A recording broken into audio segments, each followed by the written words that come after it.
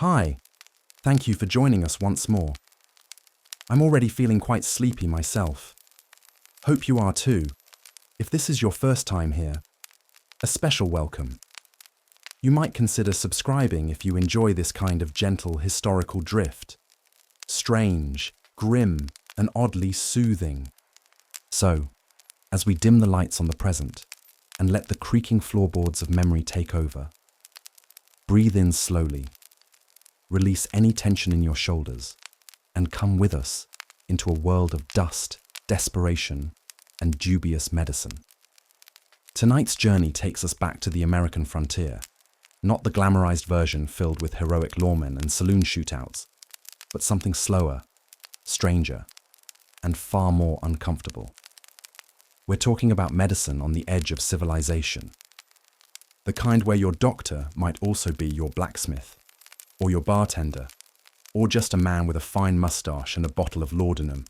You're sick. You don't know exactly what's wrong, only that everything hurts. Maybe it's the fever that won't break, or a dull pain deep in your belly, or a tooth that's begun to throb like a drumbeat inside your skull. The walls of your cabin groan in the wind. Outside, the prairie stretches endlessly. There's no hospital nearby. There isn't even a real town, just a scattering of rough buildings clinging to a muddy road. And still, you pull on your boots, wrap yourself in a worn blanket, and step out into the light. The air is dry and gritty. Every breath carries the sting of smoke from distant campfires, mingled with the pungent smell of livestock and the ever-present reek of human sweat.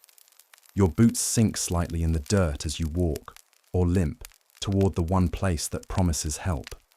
A shack with a painted sign that reads, Dr. Horace W. Pemberton, Remedies, Elixirs, and Electrical Wonders. Inside, it's dim. Shelves crowd the room, filled with brown bottles, twisted herbs, and strange objects floating in yellowish liquid.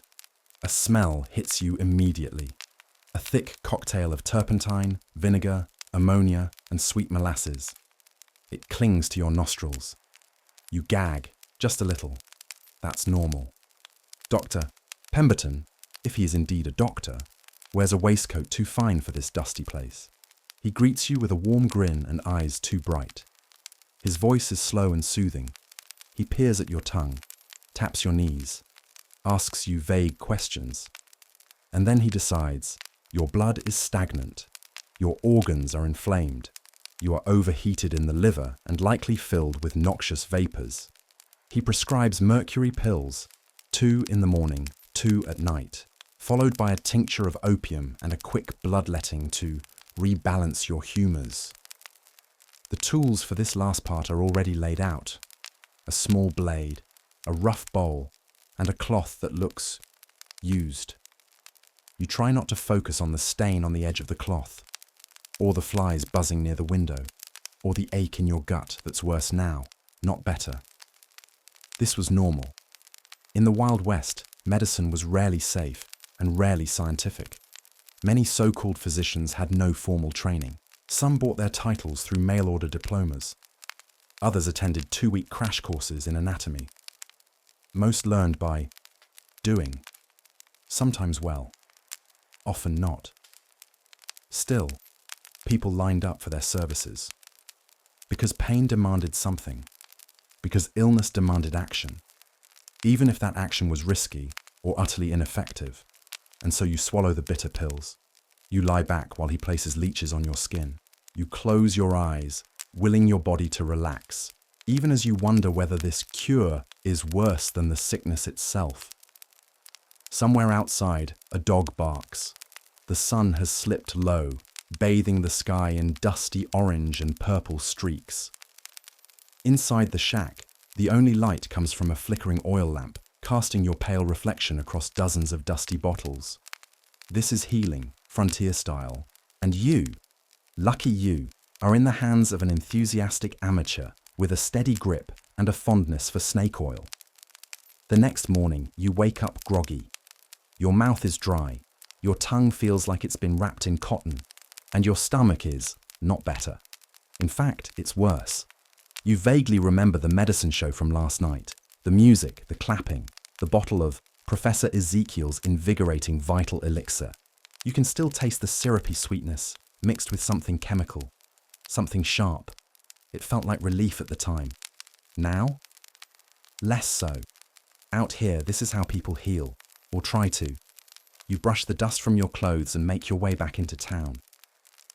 There's a sign nailed to the side of the general store advertising another travelling doctor arriving next week.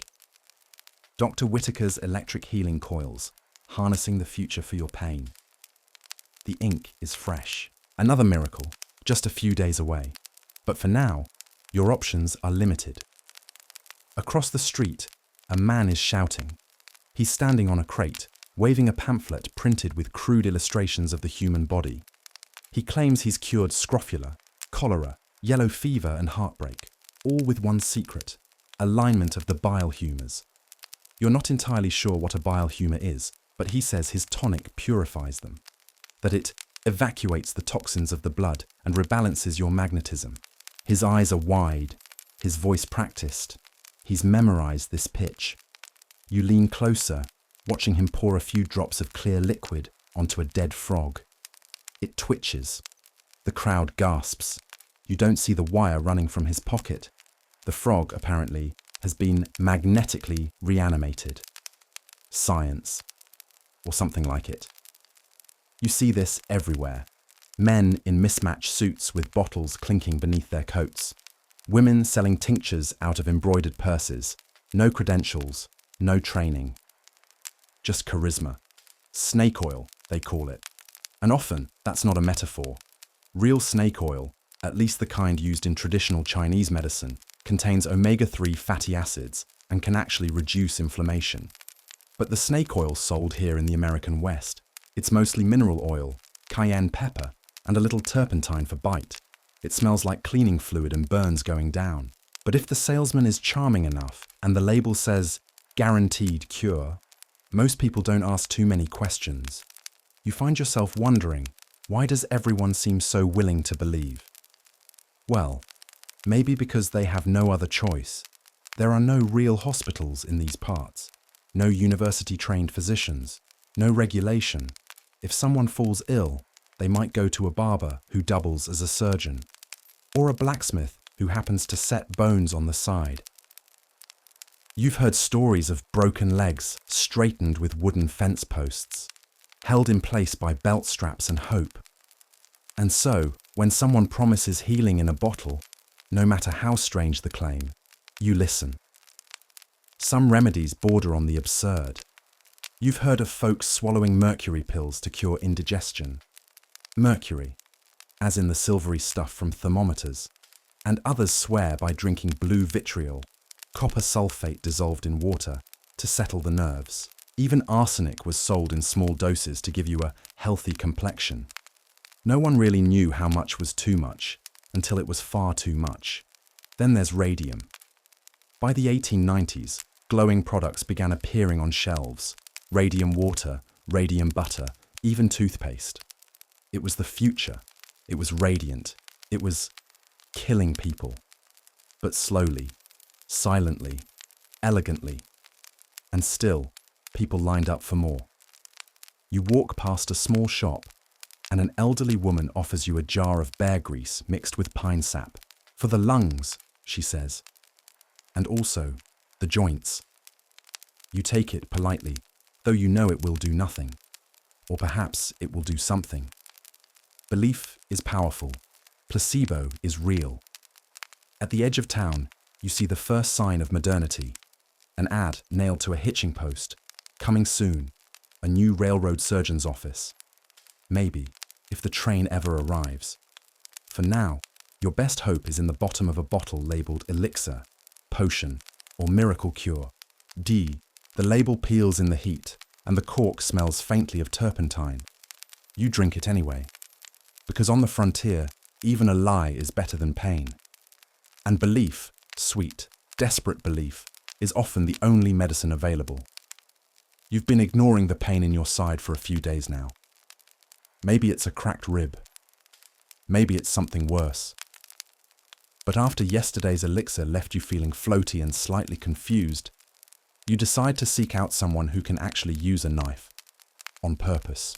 They call him Doc, but he's no doctor in any traditional sense. He learned everything he knows from a book he found in an abandoned mining camp. The book is missing half its pages, and the illustrations are upside down. But he has a set of tools, rust-speckled but sharp, and a table he swears has only collapsed once. That's good enough. You step inside a room that smells like old blood, alcohol, and tobacco. The windows are covered with burlap sacks, and there's a pan of cloudy water in the corner. A stained apron hangs from a nail. There's no sink, no gloves, no antiseptic, just a bottle of whiskey and a set of tongs. Doc doesn't ask questions. He just tells you to lie back. The table is splintered and sticky. A leather strap dangles nearby, clearly intended for biting, and above your head, nailed to the beam, are a handful of bullet casings, trophies maybe, or a reminder of past successful procedures. You tell him it's your side. He pokes it once, hard, and grunts. That's probably swelling, or gas. Could be a burst appendix, could be bad luck. He pours a shot of whiskey into a tin cup. Not for you, for himself, and sets to work. There is no anesthesia. At best, you'll be given a swig of rot-gut liquor and something to clench between your teeth. The leather strap tastes like dirt and salt. The room spins as the pain hits, sharp and immediate. He presses down with what looks suspiciously like a fire poker, the kind normally used on cattle. You hear the sound of flesh separating. You hear yourself groan. Welcome to frontier surgery. Tools are limited, bone saws, carving knives, perhaps a spoon-shaped device for scooping out infected tissue. A curette, he calls it. It's been used on 4 people already this week. It has not been cleaned. Infection is common. Deadly, even. The term antiseptic has barely made its way out west, and germ theory is still considered a theory. Many surgeons still believe infections come from bad air or moral failing, not dirty tools. Soap is seen as optional. Sutures are made from horsehair or gut. Bandages are reused. Blood is scrubbed off wooden floors with sand. After 20 minutes of agony, Doc stops. He slaps a poultice onto the wound, a mixture of bear lard, crushed herbs, and kerosene, and wraps it tightly with cheesecloth. He smiles. You'll either be fine, or not. You nod, unsure whether to thank him or faint. Outside, a man with a gunshot wound to the thigh is waiting. He looks at you with hollow eyes and limps in without a word. This is just how things are. The town's idea of post-op care is rest and maybe a boiled potato. If you're lucky, someone might bring you a cold compress or some beef broth. Most people just sleep, a lot, and hope. But you're not quite done yet. Because Doc's place also offers dentistry. Toothache, no problem. He's got pliers and a good grip. The preferred method is to hold you down, grab the offending tooth, and yank as hard and fast as possible. There's no countdown, no warning, just a cracking sound and a burst of metallic tasting blood. Bleeding is normal, he says. Swelling? Also normal. Screaming? Encouraged. It means you're still breathing. Sometimes he uses a hammer to loosen stubborn molars. And if you happen to pass out, that just makes things easier. You lie still, pulse racing, the taste of rust and whiskey on your tongue. You're not sure whether this hurts more than the sickness itself. And then you think of all the people who never even made it to the table, who died from broken bones, rotten teeth, or simple fevers. The ones buried on hillsides in shallow graves, wrapped in old quilts or nothing at all. You're lucky, in a way. Lucky to still be breathing. Lucky to still have all your fingers. Lucky your heart still beats after all that strange syrup and rusty iron. The pain is sharp, but it means you're still alive. And in the Wild West, that's as close to medicine as most people ever get. As you recover, slowly, and with a growing suspicion that something still isn't quite right, someone suggests another kind of healer. Not the kind with tools, not even the kind with herbs. They say her name is Madame Evelina, and she doesn't use knives or fire or even whiskey. She heals through energy, through magnetism, through alignment of the etheric currents. You're skeptical, of course, but after surgery on a blood-stained table with a knife that once opened cans of beans, your standards for medical expertise are already elastic. So you follow the dusty trail past the dry goods store and the livery stable to a crooked little house at the edge of town. Outside, a wooden sign swings in the wind. It reads, "Spiritual Remedies, Madame Evelina, Healing of Body, Mind and Ghost." You knock. The door creaks open on its own. Inside, it's dark. Curtains are drawn, oil lamps flicker, and the air smells of lavender, camphor, and something faintly metallic, like a storm in a bottle. Madame Evelina stands before you, wearing far too many scarves and jewelry that chimes when she moves. She says she felt your pain before you even arrived. She leads you to a low cot, padded with old quilts and fragrant herbs. There are crystals on every windowsill. You're told not to speak. Your aura is fragile. She waves her hands above your body, not touching, just hovering, tracing invisible lines. Then come the magnets. Small stones, polished and cold, are placed strategically along your chest, legs, and forehead. She mutters about balancing the polarities and realigning spiritual inflammation. You feel nothing, except a faint itch where one of the magnets rests against a mosquito bite. This is magnetic therapy, very much in vogue among frontier mystics.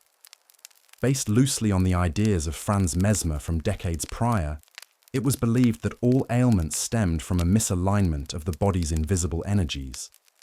In reality, what's being healed is far less biological than it is emotional. Still, you lie quietly, you breathe deeply, the scent of sage rising in the warm air. Madame Evelina hums. The wind outside howls. Then come the spirits. Yes, seances were often part of this medical experience. In many towns, particularly those without a church or resident preacher, spiritualism filled the emotional void. People wanted answers, from ancestors, from angels, from the ether. They wanted to know why their child had died of fever, why their crops had failed, why they still limped after a snake bite. And so, in this little room, Madame Evelina places your hands on a table and dims the lamp. She invites a presence. The table creaks. Somewhere behind her, a bell tinkles. She gasps. "It is your grandmother," she whispers.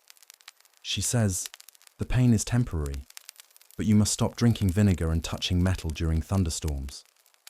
You nod solemnly. Of course. No more vinegar. As absurd as this might sound to you now, many frontier folk found deep comfort in these moments. In a world where doctors didn't understand germs, and death came without warning or mercy, the idea that someone or something had answers was more than appealing. It was a kind of hope, and hope was often all they had. Before you leave, Madame Evelina hands you a jar of mysterious powder to mix into warm water at sunrise. It smells of nutmeg and dried mint, and something vaguely medicinal. Probably harmless, possibly just dirt, but you thank her. Because for the first time in days, someone looked at you like you were more than just a wound to be stitched.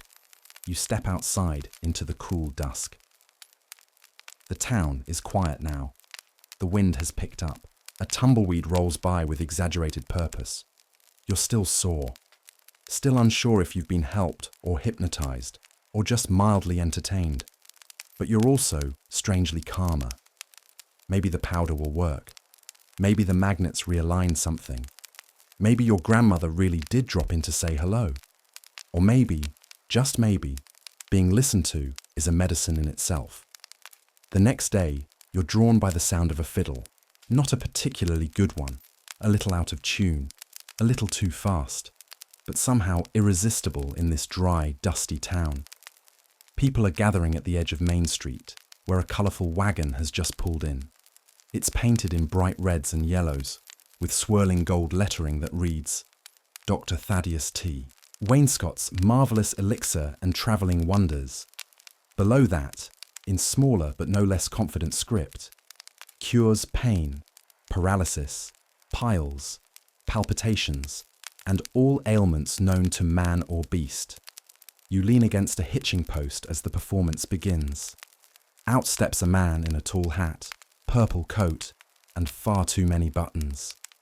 His moustache curls dramatically at the ends. He speaks with theatrical flair, projecting his voice with a preacher's authority and a gambler's grin. "My good friends," he begins, "do you suffer from fatigue, from melancholy, from aching bones and trembling limbs? Have your bowels betrayed you? Has your vigor vanished into the cruel desert wind?" Heads nod all around you. Of course they have. This is the frontier, and life here is a slow, grinding ache, punctuated only by gunfire, toothaches, and mosquito bites. Dr. Wainscott, who is almost certainly not a doctor, raises a small green bottle high into the sun. Inside, a thick liquid sloshes, almost glowing. "One sip," he says, "and you'll be reborn." He hands the bottle to a woman in the crowd. She sniffs it, recoils, then drinks anyway. A few seconds later, she leaps up and kicks her heels. "I feel 20 years younger," she cries. Applause erupts. Coins drop into a tin bucket. The bottles sell fast. You buy one. Of course you do. It smells like turpentine and peppermint. You hesitate, then take a cautious sip. It burns like whiskey going down, but with something extra, something oily. And was that a hint of opium? Probably. Because these miracle elixirs were often full of whatever was available: alcohol, laudanum, cocaine, morphine, chloroform, anything that numbed the pain or made your limbs feel momentarily light. The term snake oil wasn't always metaphorical. Some even contained real snake oil, extracted from Chinese water snakes, rich in omega-3s, though more often it was just mineral oil and red pepper. There were hundreds of such tonics: Kickapoo Indian Sagwa, Hamlin's Wizard Oil, Dr. Kilmer's Swamp Root, names that suggested mystery, natural wisdom, or scientific credibility, sometimes all at once. These traveling medicine shows were part carnival, part theatre, part pharmacy. Between sales pitches, there were dancers, fire eaters, strongmen bending iron bars, and testimonials from planted actors. It was a performance meant to distract, dazzle, and disarm, and people loved them. Because even if the medicine didn't work, and it usually didn't, the show made you feel something: seen, heard, hopeful. You were part of something, even if just for an hour. You sit on a barrel, letting the elixir settle uneasily in your stomach. The sun begins to set. The fiddle plays again, this time slower, sweeter. A child dances in the dirt. Someone lights a lantern. It's easy in hindsight to laugh at these spectacles, to roll your eyes at the idea of curing tuberculosis with snake oil or restoring youth with magnetic water. But for the average settler, living days from a doctor with no antibiotics, no antiseptics, and no reliable remedies, hope was sometimes the only treatment available. And performance was part of the medicine. You watch as the wagon pulls away, a trail of dust rising behind it. The crowd disperses slowly, clutching bottles and dreams. You walk home, not quite sure what you've just witnessed. Your headache hasn't gone away. Your leg still aches, but something in you feels lighter. Maybe the placebo working overtime, or maybe just the simple comfort of spectacle, of being entertained, of believing, if only for a moment, that a cure might be real. And that is something too. Tonight, the pain is too much. Your tooth, the molar in the back left, has turned against you. It's swollen, pulsing like a second heartbeat, hot and throbbing beneath your cheek. You haven't slept well in days, and now, even the breeze brushing your face makes you wince. You sit on the edge of your cot, holding a cracked mirror in one hand and a rusty pair of pliers in the other. Yes, you're about to perform a little home dentistry, because there's no other option. The nearest trained doctor, if you can call him that, is over 2 days' ride away, and he might just do the same thing you're about to attempt, only charge you for it. So, here we are. This wasn't uncommon. In the Wild West, self-surgery wasn't an act of madness. It was a grim necessity. From removing bullets to lancing abscesses to amputating a blackened toe before gangrene spread up the leg, people often took medical matters and sharp tools into their own trembling hands. You light a small oil lamp. The flickering glow casts long, jittery shadows on the walls. You take a swig of whiskey, more for courage than for numbness. It burns all the way down, but your tooth still screams. You spit blood into a tin mug. There's no anesthesia, not really. There's moonshine, laudanum maybe, a friend to hold you down if you're lucky, or a leather strap to bite. But the pain? You feel it all. Every tug, every crack, every slip of the blade. Your hands are sweating. The pliers slip slightly on the first try, scraping your gum. A sickly metallic taste floods your mouth. You try again, and this time, with a sickening crunch, you feel the root give way. It's out. Your whole body shakes. You lie back, pale and dizzy, holding the tooth like a trophy. You've survived. This one time. Now imagine doing this to yourself for something worse. A leg shattered by a horse kick. A bullet buried near your spine. A tumor growing visibly larger each week. These were real scenarios. And sometimes, the alternative to self-surgery was waiting and dying.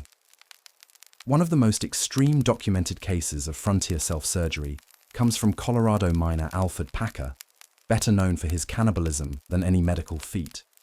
But even he supposedly performed crude amputations on fellow travelers lost in snowbound mountains.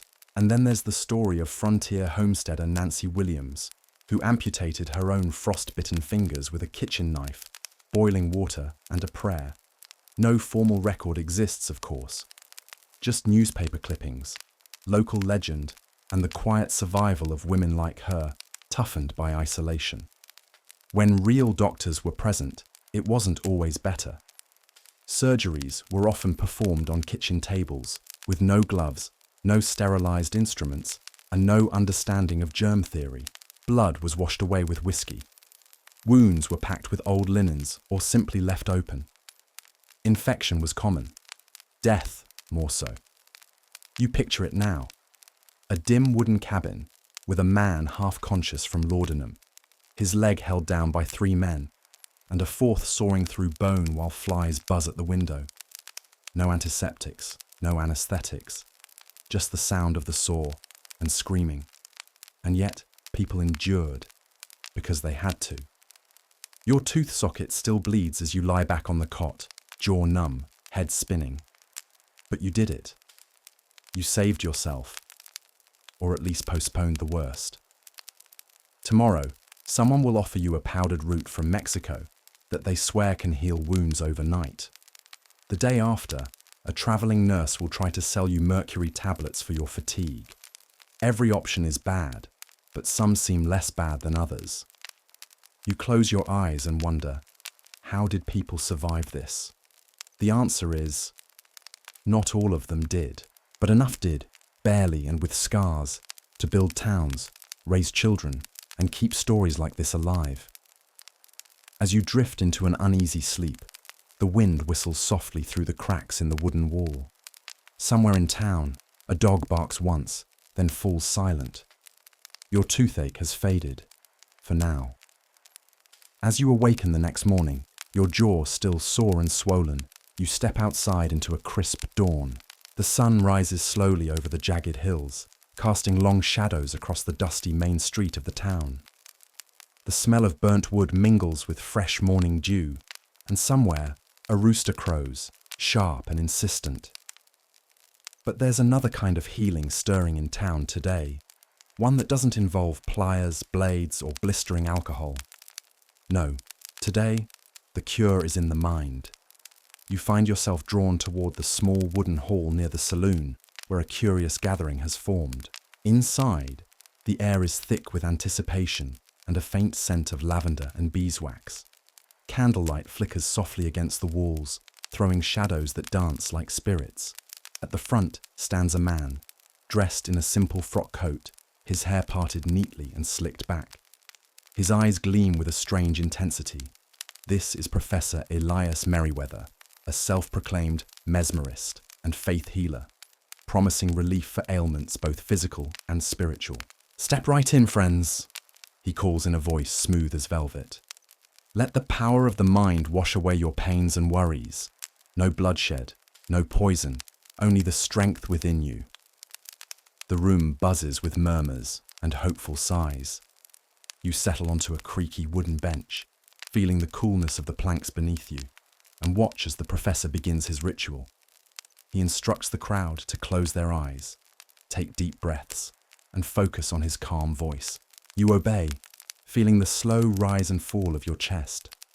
Outside, the clatter of horse hooves fades away. The chatter dims to a hush. "Now, picture your pain as a dark cloud," he intones. "See it drifting away, dissolving under the warm light of your inner sun." Your eyelids feel heavy. The flicker of the candlelight becomes a gentle glow. Your mind drifts, floating between wakefulness and sleep. You imagine the cloud, dark and thick, hovering near your chest. Slowly, it begins to thin, breaking apart in tiny specks of dust that float upward and disappear. The ache in your tooth, the soreness in your leg, they seem to soften, as if soothed by invisible hands. This is mesmerism, or hypnotism, as it would later be called. It was part performance, part genuine belief in the power of suggestion. Many frontier doctors and charlatans used it to calm nerves, dull pain, or even to cure conditions no one fully understood. You hear a soft murmur of relief from those around you. Some even claim their headaches lift or their stomachs settle. But was it all just a trick, placebo effect, or something more? At the time, science was struggling to catch up with these mysteries. Germ theory was still gaining acceptance. Anesthesia was rudimentary or absent. So the idea that the mind might hold the key to healing was both revolutionary and comforting. Yet, this promise came with risks. Some patients, desperate for relief, turned to faith healers exclusively, delaying or rejecting proper medical treatment. Others were exploited by those with no real knowledge, left with nothing but empty hope and wasted money. You recall stories of townsfolk who became entranced, falling into deep trances for hours, only to awaken with little change, except perhaps exhaustion or confusion. Still, in a place where doctors were scarce and medicine often dangerous, these mind cures filled a gap. They offered a moment of peace amid pain, a chance to imagine relief when none was otherwise possible. After the session ends, the professor invites questions. You hear a woman ask about her persistent cough. A man seeks help for his restless nights. Each is met with gentle reassurances, promises of renewed vitality through continued sessions. As you step back into the sunlight, the world feels a little less harsh. The dusty street is no less dusty, the air no less dry, but your thoughts are quieter, your breath steadier. You wonder how much of this relief comes from the power within, and how much from the power of belief. As evening falls, the flicker of lanterns in the windows of the saloon invites you inside. You sip your tea slowly, letting the warmth spread through your body, and prepare yourself for the next tale. Tomorrow, we'll delve into the brutal reality of frontier surgeries performed without anesthesia, where courage, desperation, and sometimes madness met sharp knives and shaky hands. But for now, breathe deeply, relax, and let the gentle hum of history soothe you into rest. As the evening shadows lengthen and the cool night air settles over the frontier town, imagine yourself walking down a narrow dirt street. The stars begin to prick the sky with soft silver light, and the faint smell of smoke from nearby hearths drifts to your nostrils. Your footsteps crunch quietly on loose gravel, and somewhere in the distance, a dog barks once before falling silent again. You are drawn toward the small, weathered building that serves as the town's makeshift hospital, or perhaps more accurately, its surgical theatre. Inside, the air is heavy with a mingling of sweat, blood, and the sharp tang of alcohol. Flickering lanterns cast trembling shadows over rough wooden tables and rows of simple tools, saws, scalpels, forceps, all worn, stained, and barely sterilized. Tonight, the surgery about to begin is grim and urgent. A young man has been kicked by a horse, his leg shattered in multiple places, bleeding profusely. The bone protrudes awkwardly through torn skin. Infection is a looming threat. The surgeon, a man known as Dr. Hayes, prepares his instruments with trembling hands. There is no anesthesia here. No ether, no chloroform, no modern painkillers. Instead, the patient will rely on a mix of whiskey and sheer willpower. A nurse offers a stiff swig of the fiery liquid, which burns down the throat and dulls the senses just enough. You watch as the patient is strapped to the table, his face pale but determined. The room falls silent, save for the occasional creak of wood and the low murmur of prayer from those gathered. Dr. Hayes grips a saw, its blade dull but serviceable. With a quick glance around to steady himself, he begins the amputation. You hear the rasping sound of the saw grinding against bone. The young man's breath comes in ragged gasps, his knuckles white against the straps. The smell of burning flesh, mixed with sweat and alcohol, fills the room. In moments, the leg is severed. Blood spurts and pools rapidly, soaking into the rough cloth beneath. The surgeon moves quickly, tying off arteries with coarse twine and packing the wound with clean rags. A far cry from sterile dressings. Infection is the silent enemy here. Without knowledge of bacteria or antiseptics, doctors relied on luck and the body's resilience. Many patients succumbed to gangrene or sepsis, days after what seemed like a successful operation. You feel a heavy weight in your chest, imagining the pain endured. Not only the physical agony, but the terror of facing death with so little help. Yet, these surgeries were often the difference between life and a slow, painful demise. You can almost hear the whispered prayers, the soft sobs and the harsh coughs of other patients recovering in this dimly lit room. Men and women with wounds, broken bones, and illnesses barely understood. Outside, the wind howls through the empty streets, rattling shutters and carrying the distant sound of a train whistle, a reminder that civilization inches ever closer. But for now, this is the frontier. Stories abound of doctors who performed hundreds of such amputations, their hands steady despite the chaos, their reputations built on a mix of skill and bravado. But mistakes were common. A slip of the saw, a missed artery or contaminated cloth could mean death. You think of the families waiting anxiously outside, hoping for good news, holding candles and praying through the long, dark hours. And you remember, despite all the suffering, the Wild West was a place of fierce survival and determination. People endured because they had no choice. The alternatives were often worse. As you prepare to leave the surgical hall, the surgeon's assistant hands you a cup of bitter herbal tea, a small comfort to soothe frayed nerves and aching muscles. You take a slow sip, feeling warmth spread through your chest.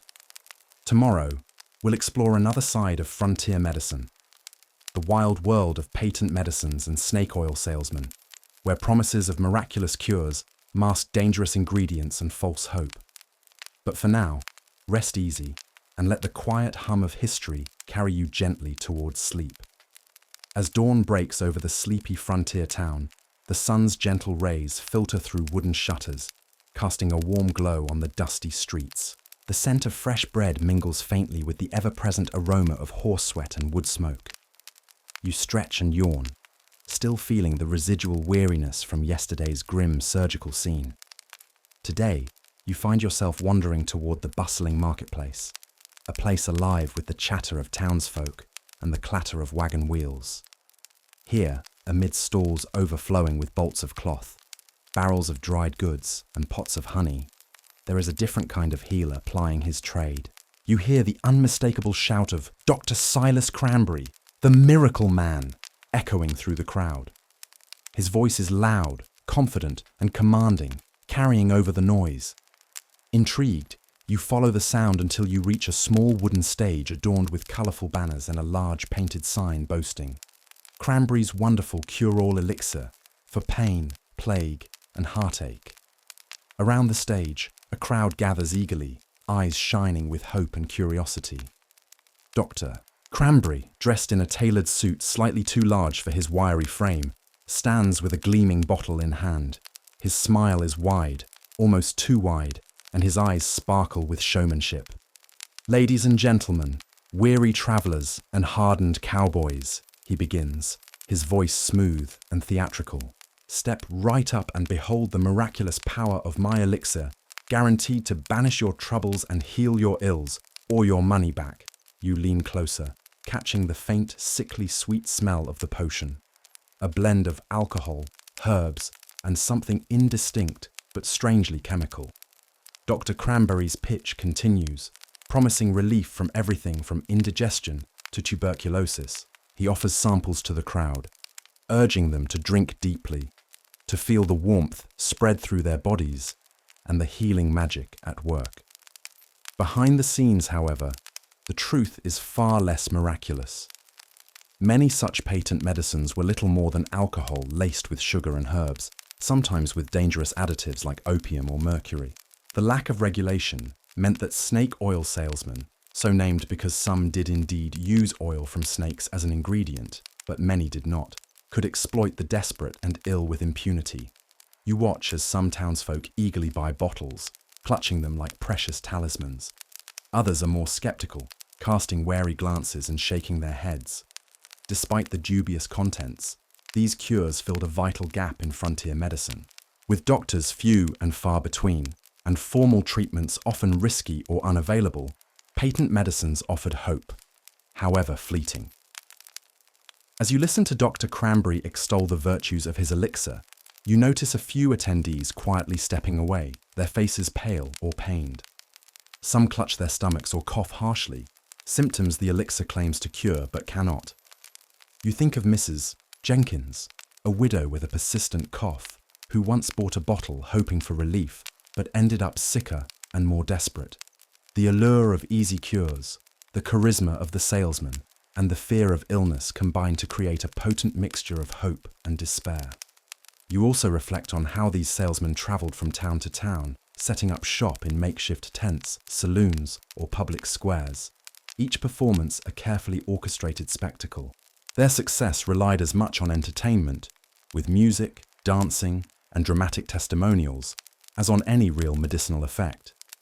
The crowds would cheer, laugh, and clap, caught up in the excitement and the possibility of a better tomorrow. Yet behind the curtain was often exploitation, of fears, of pain, and of the human desire to heal. As the day wanes, you step away from the stage, the bottle still in hand feeling heavier than when you first took it. You wonder how many lives were touched, for better or worse, by these strange concoctions and the men who sold them. Tonight, as you lie down to rest, consider the paradox of the Wild West's medical frontier, a place where hope was as much a remedy as the medicines themselves, however dubious. Tomorrow, we will journey into the world of folk remedies and traditional cures, the homegrown medicines born of necessity, steeped in superstition and local lore. But for now, close your eyes, breathe deeply, and let the quiet whispers of history lull you toward peaceful sleep. As the morning mist slowly lifts from the rolling hills surrounding the town, you find yourself drawn to a humble wooden cabin at the edge of the settlement. This is the home and apothecary of Eliza May, a local herbalist known both for her knowledge of plants and for the curious remedies she concocts. Step inside, and the air immediately wraps around you with a complex blend of earthy aromas: dried sage, crushed peppermint leaves, wild lavender, and the faintest hint of something smoky, like a campfire long since extinguished. Shelves lined with glass jars hold roots, dried flowers, and mysterious powders, their labels faded but carefully handwritten. Eliza May greets you with a warm smile, her hands rough from years of gathering herbs in the wilderness.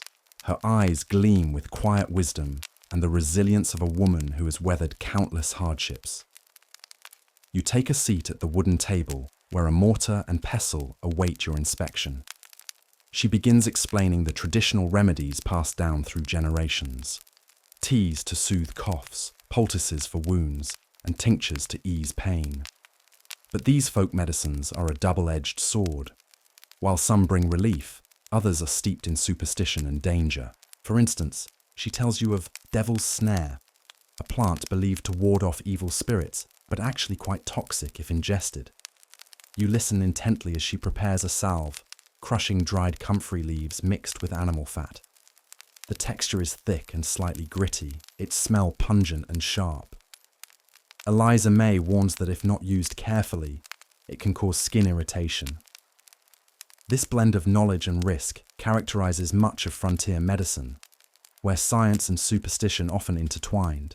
Without formal training or access to hospitals, people relied on what nature offered and what stories elders told. You imagine the scene during a harsh winter, when sickness spreads and medical help is miles away. Families huddle around fires, sipping bitter herbal brews while listening to tales of old remedies that might save their lives, or hasten their demise. Despite the dangers, there's a deep comfort in these traditions. They connect people to the land and to each other, forging a sense of community and shared resilience. Yet, you also become aware of the limits. Eliza May admits that many ailments were beyond the reach of herbs. Tuberculosis, pneumonia, and infections could not be cured by tea or salve. Without antibiotics, even minor wounds might become fatal. The blend of hope and helplessness fills the room like the faint smoke curling from a dying ember. As you rise to leave, Eliza May offers a small bundle of dried chamomile and lavender, a gift for restful sleep. The delicate scent calms your senses as you step back outside, the sun warming your face. Reflecting on this visit, you realize that the world of folk remedies was both a sanctuary and a source of peril. It embodied the human struggle to find healing where none seemed available. Tonight, as the quiet settles once more, allow the gentle rustle of leaves and the soft hum of distant wildlife to soothe your mind. Tomorrow, we will delve into the fascinating and often harrowing history of frontier childbirth, the dangers, the rituals, and the remarkable strength of women who face them. For now, breathe deeply, relax fully, and let the stories of yesterday ease you toward peaceful sleep. The dawn's first light filters softly through the window of a modest frontier cabin. The chill of early morning lingers in the air, mingling with the faint scent of burning pine from the hearth. You find yourself drawn inside, settling into the quiet hum of a day about to begin. But this day is unlike any other, for it marks the arrival of a most daunting ordeal, childbirth on the Wild West frontier. Imagine yourself as a woman laboring in this sparse room. The only attendants are your husband, perhaps a neighbor, and a midwife whose hands are skilled but whose tools are rudimentary at best. There is no hospital nearby, no doctor with modern training, only the deep knowledge passed down through generations, mingled with superstitions and prayers. The air is thick with tension and hope. The dim light flickers as the midwife moves with quiet urgency, offering whispered encouragement. You grip the rough wooden bedposts, your body racked with pain and exhaustion. The sounds around you, your labored breathing, the creak of floorboards, the distant crow of a rooster, become a strange symphony underscoring this timeless ritual. In frontier childbirth, danger lurked in every corner. Without sterile conditions or anesthesia, infection was a constant threat. Mothers faced hemorrhage, fever, and exhaustion, while babies could be stillborn or suffer from complications that no one fully understood. You sense the raw vulnerability, the mixture of fear and fierce determination that defines this moment.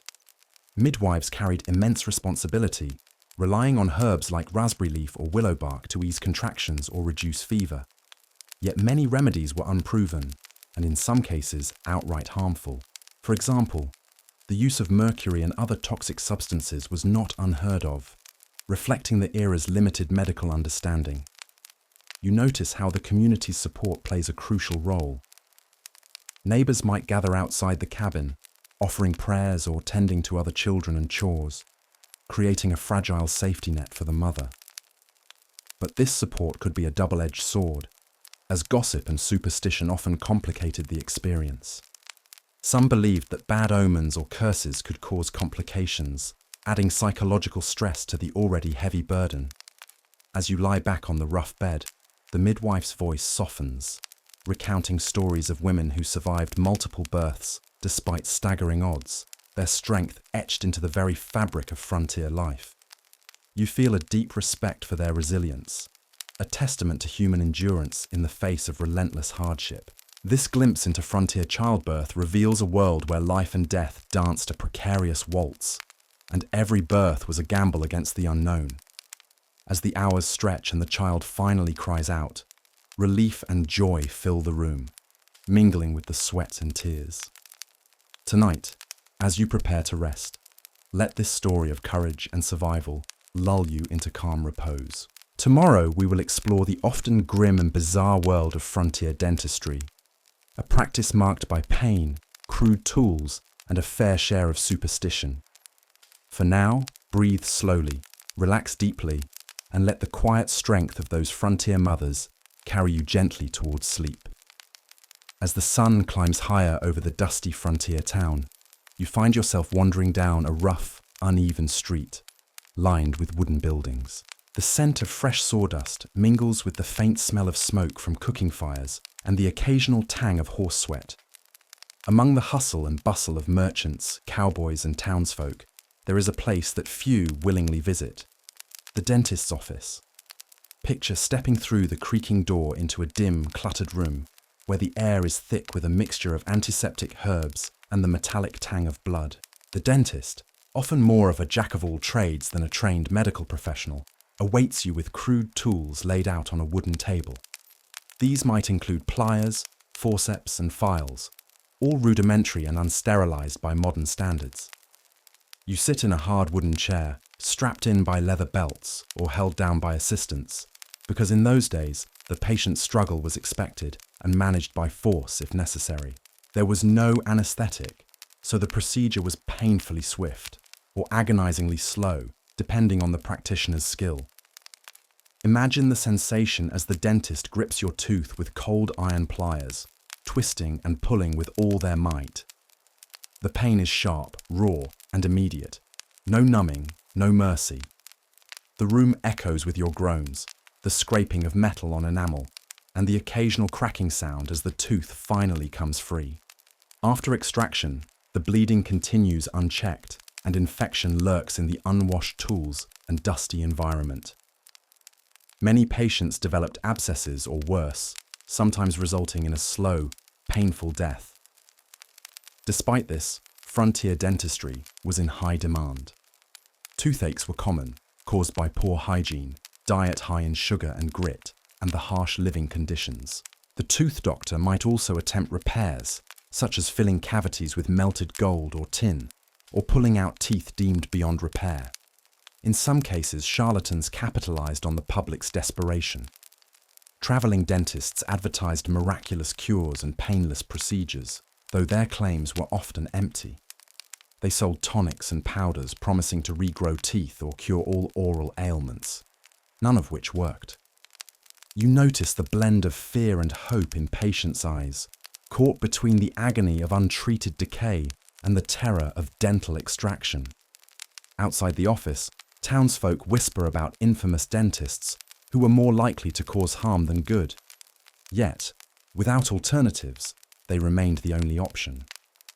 Reflect on the resilience of these early pioneers, forced to endure such ordeals in the name of survival and basic health. As you rise from your imagined seat, you can still feel the dull ache lingering, a reminder of how far medicine has come. Tomorrow, we will venture into the world of patent medicines and the wild claims that filled frontier pharmacies, from snake oils to elixirs promising eternal youth. For now, allow your breath to deepen, your body to relax, and the stories of past struggles to gently cradle you into a peaceful sleep. As the sun dips lower behind the rugged horizon, casting long shadows over the frontier town, you find yourself wandering into a bustling pharmacy, though the term pharmacy here is more a promise than a guarantee.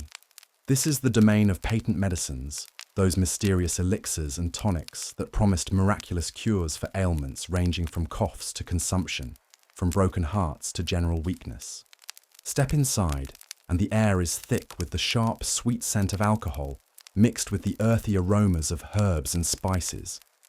Rows of bottles line the shelves, their labels adorned with bold claims and colourful illustrations. You notice names like Dr. Bull's cough syrup, Mexican Mustang liniment, and kidney wart tonic. Each promises relief, vitality, or even immortality, if only you dare to believe.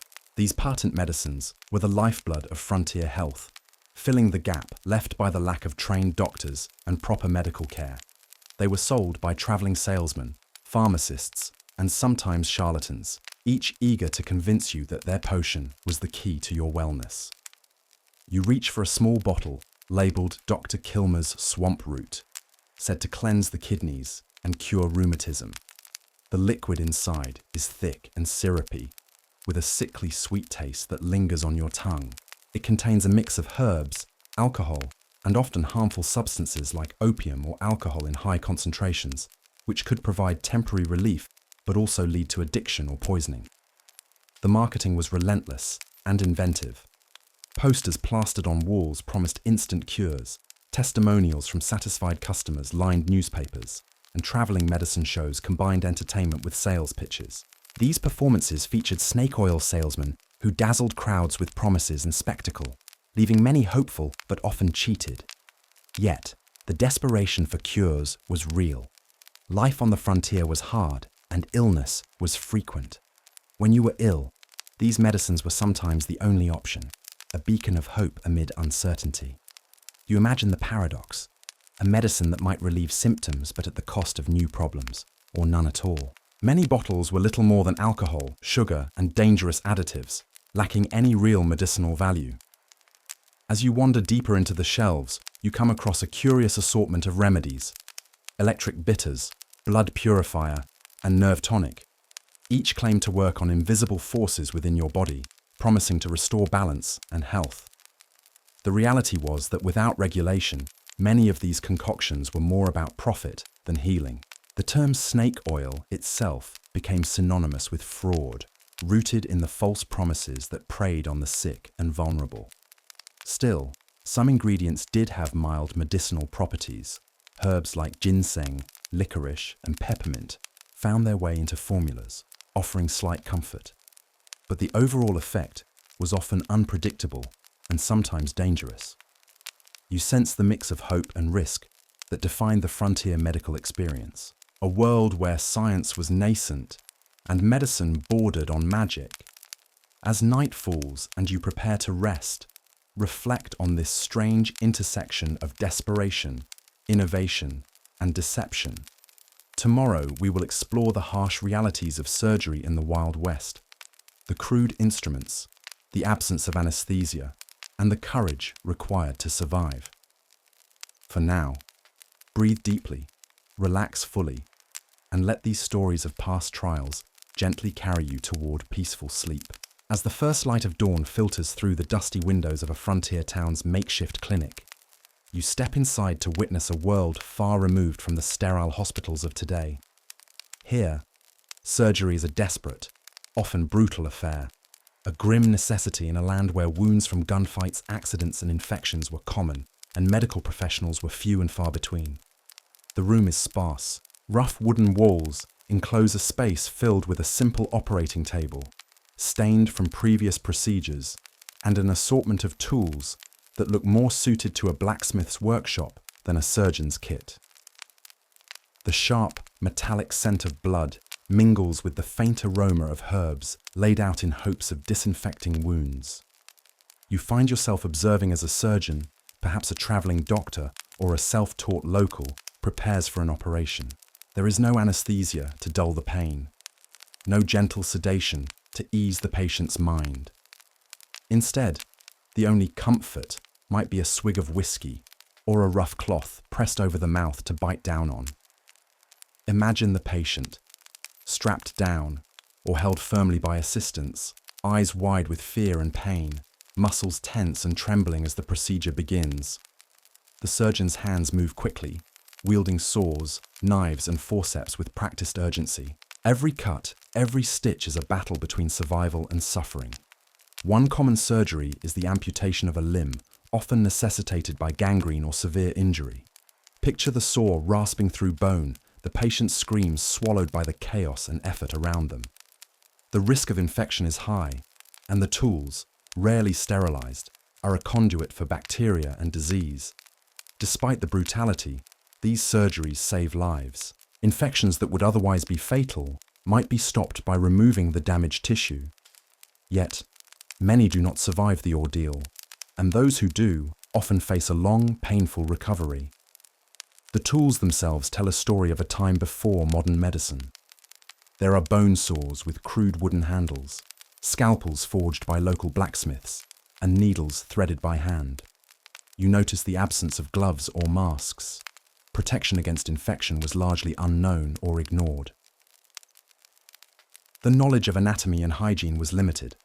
Surgeons relied on experience and intuition rather than science. The concept of germs was not widely accepted, and antiseptics were rarely used. Outside the operating room, life continues with a mixture of fear and resignation.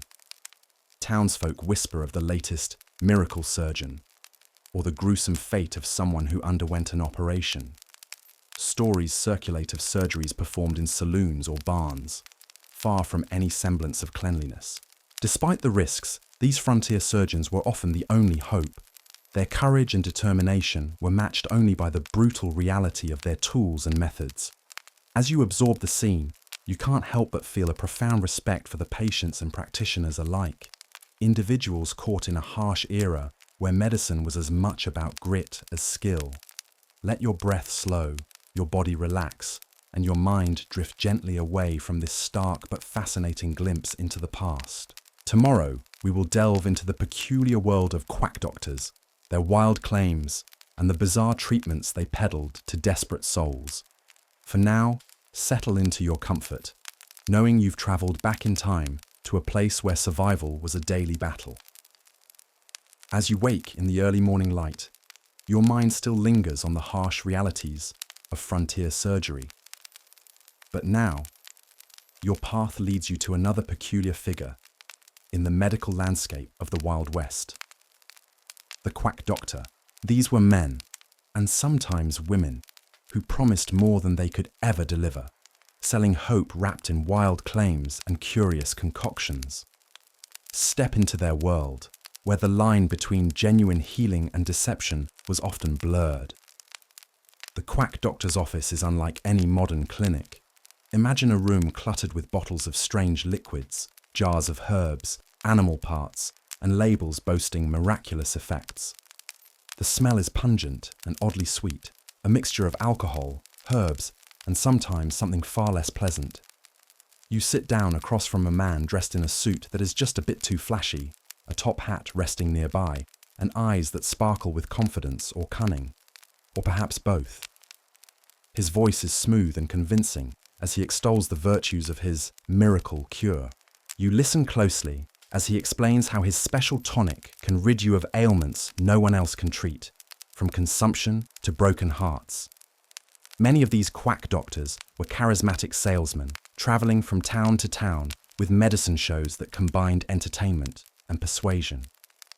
Music played, banners waved, and crowds gathered, eager for a cure to their troubles. The shows were part spectacle, part science, or pseudoscience. One of the most infamous quack remedies was snake oil, a term now synonymous with fraud. Originally, some snake oils contained ingredients with mild medicinal benefits, but many sold as snake oil were nothing more than mineral oil or other useless substances. Yet, the promise of pain relief or healing drew many desperate souls to buy and believe. The bottles were often filled with alcohol or opium to numb pain temporarily, creating the illusion of effectiveness. You might even smell the faint trace of opium as you open a bottle, a reminder of the dangerous additives sometimes included. Quack doctors didn't just sell potions. They performed bizarre treatments, bloodletting with leeches, applying poultices made from questionable ingredients, or even offering magnetic healing devices promising to realign your body's energies. Some claim to harness electricity or mysterious natural forces. You watch as the quack doctor demonstrates a treatment, waving a strange instrument over a patient, promising to draw out sickness through invisible currents. The patient's eyes are wide with hope and doubt, caught between belief and skepticism. Despite their often dubious methods, quack doctors filled a crucial role in a place where licensed physicians were scarce and medical knowledge limited. For many, these figures were their only source of medical help. Their words and potions a fragile thread of hope. The risks were immense. Some treatments worsened conditions or caused new illnesses. Yet the allure of a quick cure was powerful, especially when faced with pain, poverty, and uncertainty. You imagine yourself in the crowd of a traveling medicine show, the excitement mixed with wariness, the music swelling as the salesman promises a better life with just one purchase. In the quiet moments after the crowd disperses, you reflect on the complex role of these quack doctors. They were part tricksters, part healers, and part entertainers, products of a harsh time that demanded creative solutions to impossible problems. As night falls and the town grows silent, you feel the weight of history settle gently around you. The Wild West was a place of danger and hope, pain and resilience. Tomorrow, we will explore the eerie world of frontier hospitals and their unspeakable conditions, places where healing and horror walked hand in hand. For now, close your eyes, breathe deeply, and allow the strange tales of these bizarre cures to lull you toward restful sleep. As the sun sets on the frontier town, the shadows lengthen across the rough-hewn buildings and dusty streets. You find yourself approaching one of the most feared and misunderstood places of the Wild West, the frontier hospital. Unlike the sterile and orderly hospitals of today, these establishments were often little more than makeshift wards, crowded and chaotic, where hope and despair coexisted in uneasy balance. Step inside with me and feel the heavy air thick with the scent of sweat, disinfectants barely present, and the underlying undertone of sickness that clings to every corner. The flickering candlelight casts long shadows on wooden walls, scarred by time and use, while the groans and coughs of patients mingle with the hushed whispers of attendants. You see rows of cots packed tightly together, each occupied by someone grappling with injuries or illnesses that modern medicine would treat with relative ease. But here, in this harsh environment, could quickly become fatal. The sounds are both a comfort and a torment. The rhythmic breathing of those resting, the occasional sharp cry of pain, and the low murmur of a doctor or nurse moving from bed to bed. Imagine yourself lying on one of these cots, the rough fabric beneath you uncomfortable and scratchy against your skin. Your body aches, and the rough hands of an attendant gently clean a wound or adjust your position. The air is cool but stale, and a faint chill seeps in through the gaps in the wooden walls. Frontier hospitals often lacked even the most basic supplies. Bandages were reused, sterilization was a concept not yet widely embraced, and many treatments reflected the limited medical knowledge of the time. Infection was a constant threat, lurking unseen and ready to turn a minor injury into a death sentence. Surgical instruments were crude, often passed down and shared, and the risk of cross-contamination was high. You might hear stories of surgeons operating without gloves or washing their hands between patients, a practice that modern science has long condemned, but then was simply not understood. The nurses and attendants, often volunteers or family members with little formal training, worked tirelessly, sometimes through the night, to care for the sick. Their compassion was a balm in the grim surroundings, but it could only do so much against the harsh realities of disease and injury. You notice the stark contrast between the few fortunate patients who receive any form of pain relief, usually whiskey or laudanum, and those left to endure their suffering in silence. Anesthesia was rudimentary at best, and many surgeries were performed with the patient fully conscious, restrained by ropes or straps to prevent movement. The walls of the hospital hold countless stories, of lives saved against all odds, and of those lost to the unforgiving nature of frontier medicine. You sense the resilience in the air, the determination of both patients and caregivers to face the daily horrors with courage. Despite the grim conditions, frontier hospitals were a beacon of hope. They represented progress and community effort, a place where strangers came together to fight illness and injury with whatever means they had.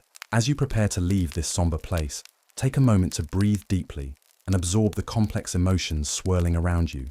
Fear, hope, pain, and resilience all intertwined in the fabric of this harsh but fascinating era. Tomorrow, we will journey into the strange remedies and folk cures that were often the last resort for many, blending superstition and early medical practice in ways that seem bizarre to modern eyes. For now, close your eyes, relax your body, and let the echoes of frontier hospitals fade gently into the quiet night. As the first light of dawn seeps through your window, you awaken still wrapped in the haunting memories of the frontier hospital. Its dim light, rough beds, and the pervasive scent of sickness. Today, we venture deeper into the curious and often unsettling world of the folk remedies and bizarre cures that punctuated daily life in the Wild West. Remedies born not only of necessity, but also of superstition, folklore, and a deep desire to wrest control from the unpredictable grip of disease. Imagine yourself in a humble cabin, nestled just beyond the town's edge.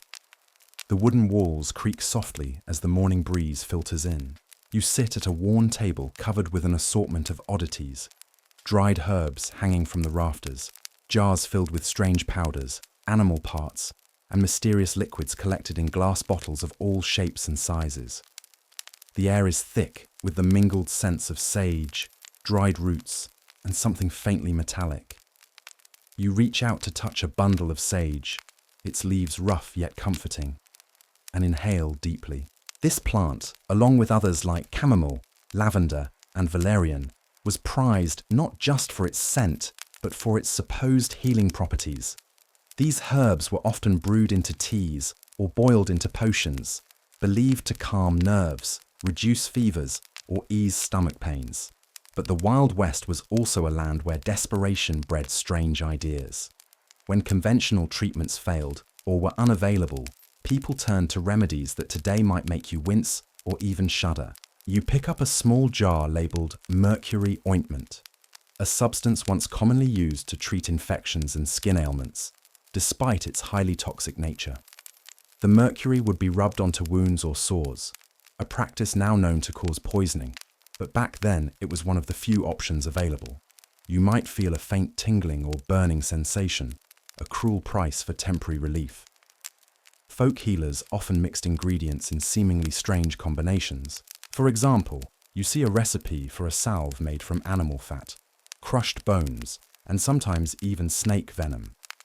The idea was that by harnessing the strength or poison of one creature, the remedy would fight illness or pain in the human body.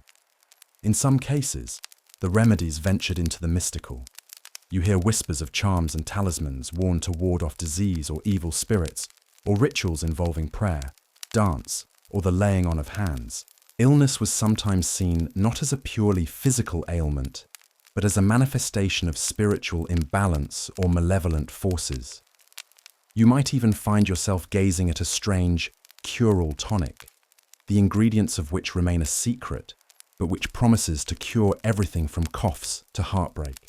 These tonics were often laced with alcohol or narcotics, providing temporary relief that felt miraculous to those suffering. One of the most infamous folk remedies involved the use of rattlesnake venom, believed to have curative powers for arthritis and other ailments. People willingly endured the pain of venom injections, hoping for a miracle that, more often than not, never came. Despite the sometimes dangerous nature of these cures, they provided comfort and hope. The act of preparing and administering these remedies was as much about ritual and belief as it was about medicine. The scent of herbs, the feel of warm poultices, the sight of familiar plants all contributed to a sense of agency in a world where so much was uncertain. You imagine yourself as part of this community, surrounded by neighbors sharing stories, recipes, and advice, each person trying to navigate the delicate balance between health and sickness. At times, these folk remedies intersected with the efforts of trained doctors and quack doctors alike, creating a patchwork of medical care that was as unpredictable as the frontier itself. As you rise from the table, you feel the lingering aroma of herbs and earth, a subtle reminder of the power of nature and belief in an age before modern science fully took hold. Tomorrow, we will explore the grim realities of mental health treatment in the Wild West, a chapter often overlooked, filled with harsh practices and misunderstood conditions. For now, settle into your bed, take slow, deep breaths, and let the gentle scents and stories of these old-world remedies drift you softly towards sleep. As night falls once again over the dusty streets of the Wild West town, you find yourself drawn to an often overlooked aspect of frontier medicine, the treatment of mental health. Unlike today's approaches, which are guided by decades of research and compassion, the Wild West's understanding of the mind was clouded by fear, superstition, and a general lack of knowledge. Step quietly with me into this shadowed world, where the boundaries between illness, punishment, and mystery often blurred. Imagine yourself standing outside a small wooden building, slightly apart from the hustle of the town's main street. This was sometimes known as the insane asylum, though many would prefer the term madhouse, a place feared by many and whispered about behind closed doors. The air here is heavy with silence, broken only by the occasional distant cries or mutterings from within. You enter cautiously, and immediately the contrast between this place and the rest of the town is stark. The rooms are bare, with rough wooden floors and iron-barred windows letting in thin strips of moonlight. The smell is faint but unmistakable, a mix of sweat, unwashed bodies, and the faint metallic tang of old blood. You can hear the shuffling of feet, the soft rocking of a figure sitting in a corner, the occasional raised voice, sometimes pleading, sometimes angry, sometimes lost in confusion. Mental illness was poorly understood, and those who suffered were often isolated here, away from the rest of the community. The treatments were as harsh as the conditions. You might witness patients strapped to beds or chairs, immobilized to prevent self-harm or escape. Restraints were crude, made from leather or rope, and worn for hours or even days. The cold would bite through their clothes and skin, adding physical discomfort to their mental torment. Doctors, if you could call them that, had limited tools at their disposal. Some relied on bleeding or purging, common cures thought to balance the humours of the body, despite causing further weakness. Others used ice baths or shock treatments, believed to shock the mind back to reason, though in reality these often caused more trauma. In the dim light, you might glimpse potions or tonics prescribed to calm the mind, typically containing alcohol, opiates, or herbal extracts.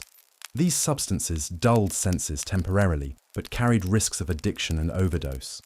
The staff, frequently overwhelmed and undertrained, struggled to manage the chaos. Their efforts ranged from gentle care to outright neglect, depending on resources and attitudes of the day. Families often faced impossible choices, committing loved ones to these asylums out of desperation, or caring for them at home amid stigma and misunderstanding. Mental health sufferers were stigmatized, often viewed as dangerous or possessed by evil spirits. This added social isolation to their struggles, compounding the tragedy of their conditions. You might hear whispered tales of cures, such as lobotomies or trepanation, drilling holes into the skull. Drastic measures that were sometimes performed in hopes of releasing demons or curing madness, but which usually left patients permanently damaged. The reality was grim. Many who entered these institutions never returned to their former lives. The frontier, with its harsh conditions and limited resources, was an unforgiving place for anyone vulnerable to mental illness. Yet, amid the bleakness, there were glimmers of compassion. Some caregivers treated patients with kindness and patience, recognizing the humanity beyond the diagnosis. In some cases, community members worked to provide support, understanding that mental illness was an affliction to be met with care, not cruelty. As you prepare to leave this somber place, you may feel a profound sense of empathy for those who suffered unseen wounds as fierce as any physical injury. Tomorrow, we will journey back to the chaotic scenes of frontier surgeries, where skill, bravery, and luck combined in unpredictable ways to save lives or hasten deaths. For now, close your eyes gently, breathe deeply, and allow the stillness of the night to carry you toward rest. As dawn softly creeps over the horizon, you find yourself once again in the midst of the Wild West's rugged reality, stepping into the tense atmosphere of a frontier surgery. This is a place where the line between life and death feels as thin as the rusty blade of a surgeon's knife, and where every decision is steeped in urgency and uncertainty. Picture a small, dimly lit room crowded with makeshift beds and basic surgical instruments. The faint smell of blood mingles with the harsh tang of disinfectants, or what passed for them in those days. And the low murmur of anxious voices fills the air. The heat outside has seeped in, making the sweat bead on your forehead and stick your shirt to your back. You are about to witness a surgery without the benefits of modern anesthesia or sterile environments, where skill and courage are the surgeon's only allies. The patient lies still, muscles tense, eyes wide with fear or resignation. The surgeon's tools are simple but deadly. Saws, scalpels, forceps, and bone chisels, all cleaned as best as possible with boiled water or whiskey, since germ theory was only beginning to reach frontier towns. The air is thick with the scent of alcohol and burning flesh as cauterization is employed to stop bleeding. Pain is raw and immediate. Without anesthesia, the patient must endure every cut and pull, their cries muffled only by the firmness of those around them. You might feel a shiver run down your spine as you imagine the sheer bravery it took to sit through such an ordeal. The most common surgeries involved removing bullets or shrapnel from gunshot wounds, amputating limbs infected with gangrene, or setting broken bones. Each procedure carried immense risk. Infection was a constant threat, and antibiotics were yet to be discovered. Imagine the surgeon's hands, steady despite the chaos, as they work quickly to prevent death by blood loss or poisoning. Every second counts, and mistakes can mean the difference between survival and an agonizing end. In the background, a nurse or assistant holds the patient's head, whispering words of comfort or steadying their trembling limbs. The room is thick with tension and hope. At times, quack doctors attempted surgeries too, lacking formal training but eager to earn money or status. Their reckless actions often led to tragic outcomes, adding to the community's fear and mistrust. After surgery, recovery was another perilous journey. Without proper sanitation or pain relief, wounds festered and infections spread rapidly. The patient might be left to endure days or weeks of agony, cared for by family members or neighbors who knew little about hygiene or wound care. You might hear the faint moans from a recovery room, or see the gaunt faces of those who survived but never fully healed, their lives forever altered by the violence and desperation of frontier medicine. Despite the dangers, these surgeries saved lives that would otherwise have been lost to injury or disease. They were acts of courage, born of necessity in a world without the comforts of modern hospitals. As you step back from this scene, the mixture of relief and sorrow lingers in the air, a reminder of how fragile life was on the frontier. Tomorrow, we will turn to the intriguing world of patent medicines, those mysterious elixirs and tonics that promised health, vigor, and even immortality, yet often contained dubious ingredients. For now, take a slow, deep breath and let the rhythmic quiet of the morning guide you gently into rest. As the sun climbs higher over the frontier town, you find yourself wandering into a different kind of medical scene, the world of patent medicines and miraculous elixirs. These bottled promises lined dusty shelves in general stores and traveling wagons alike, their labels boasting cures for everything from snake bites to melancholy. Yet beneath their enticing names and colorful packaging lurked a shadowy reality, one filled with questionable ingredients and false hope.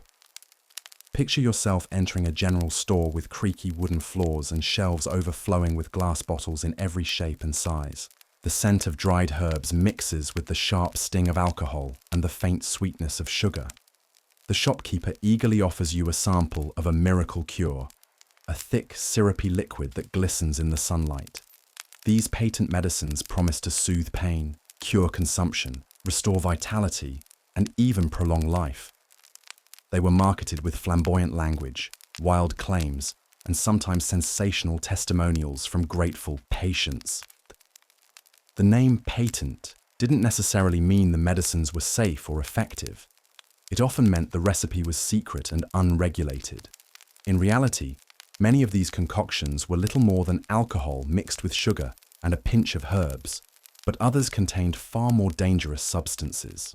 Mercury, lead, arsenic, and opium were common additives used to numb pain or create a temporary sense of well-being, but with devastating long-term effects. Imagine the dull ache in your stomach or the creeping numbness in your limbs as these poisons slowly took their toll, often unnoticed until it was too late. Addiction to opiates was widespread as people sought relief from chronic pain or illness in these addictive tonics. The quack doctors behind these medicines were skilled in showmanship. Traveling salesmen set up tents and put on theatrical demonstrations, captivating crowds with flashy presentations and dramatic cures.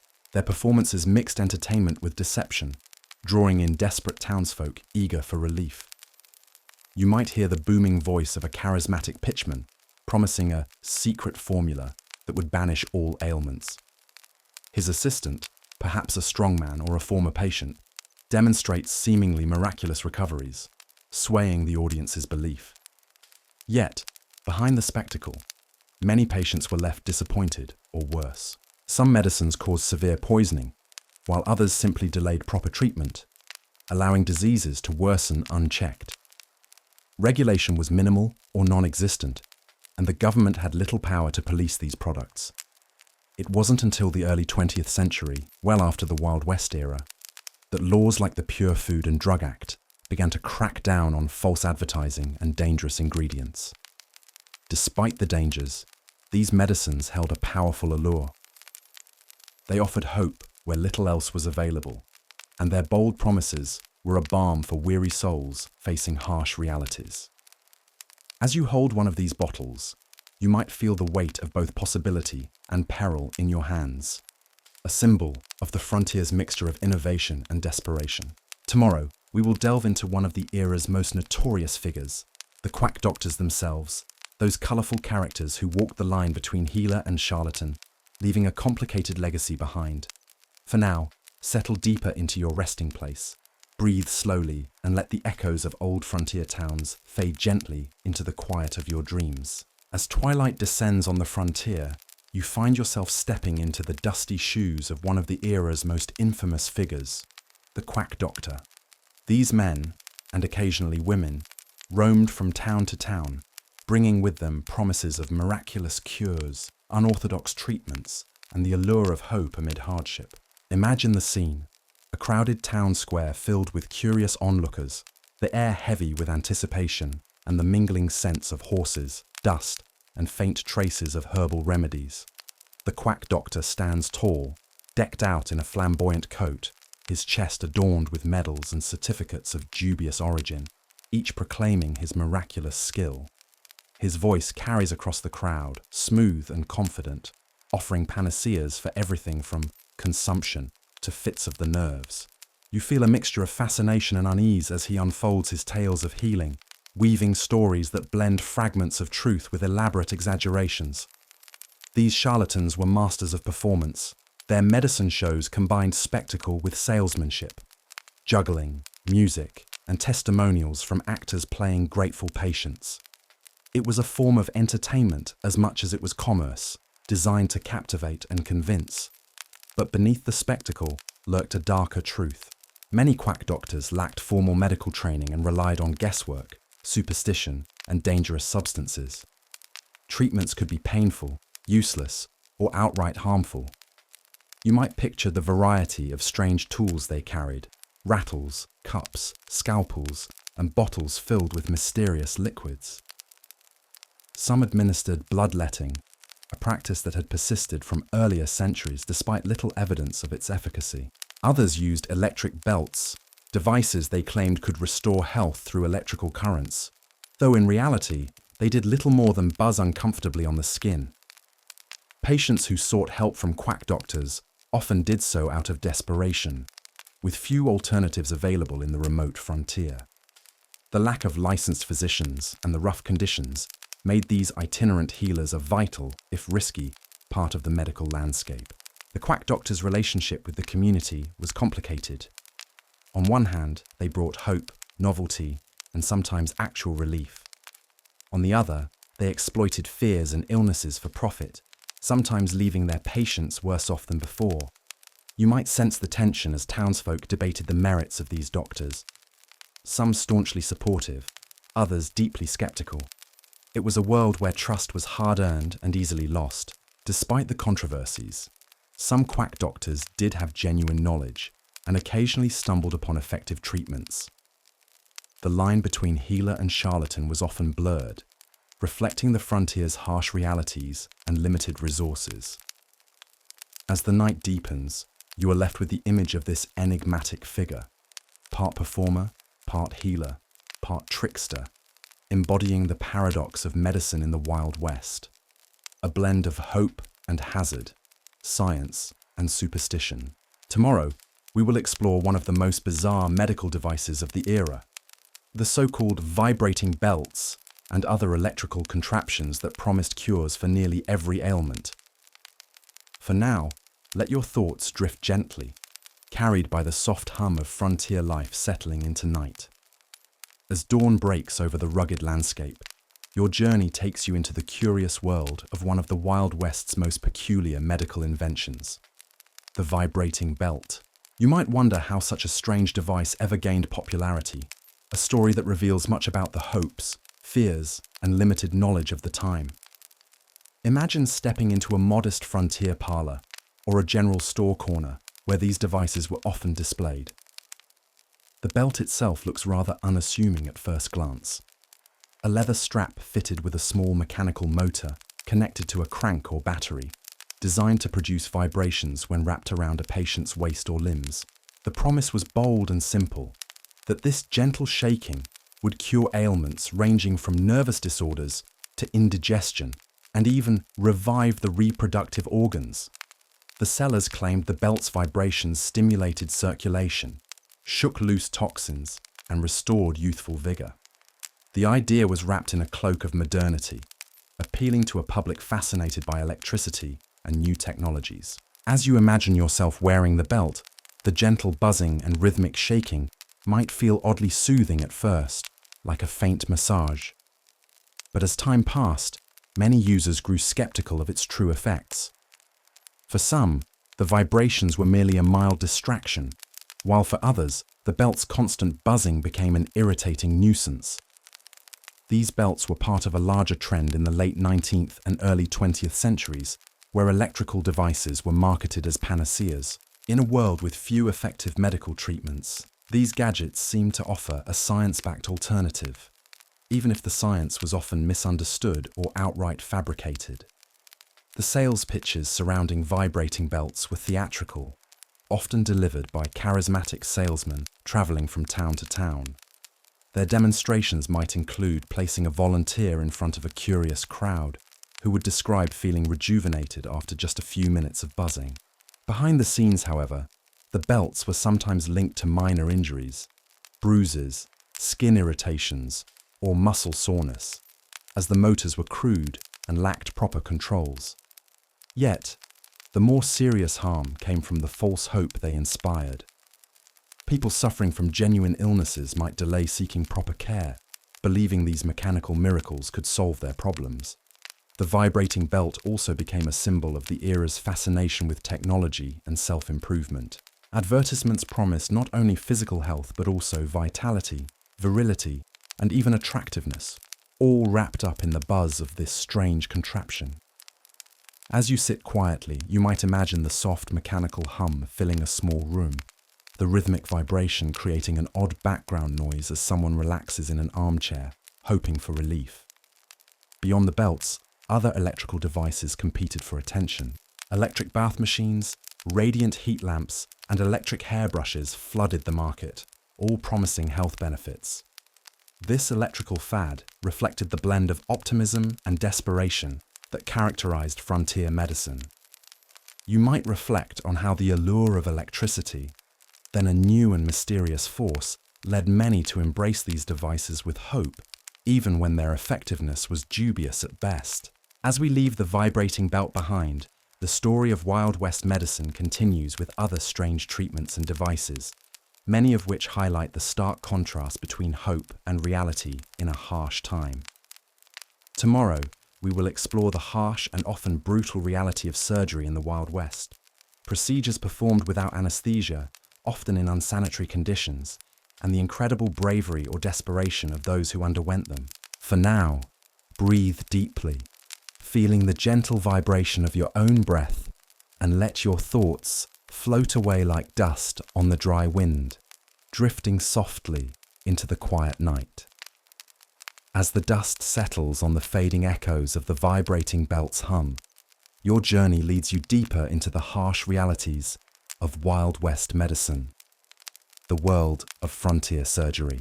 Imagine yourself stepping into a small, dimly lit room that serves as a makeshift operating theatre, where the smell of antiseptic is unknown, and the tools are crude but deadly. You find yourself sitting on a hard wooden chair, or maybe lying on a rickety table, the floorboards creaking beneath your weight. The room is filled with the quiet murmurs of anxious onlookers and the occasional sharp clink of metal instruments. Your heart beats steadily, though a sense of dread lingers in the air. Surgery in the Wild West was a grim affair.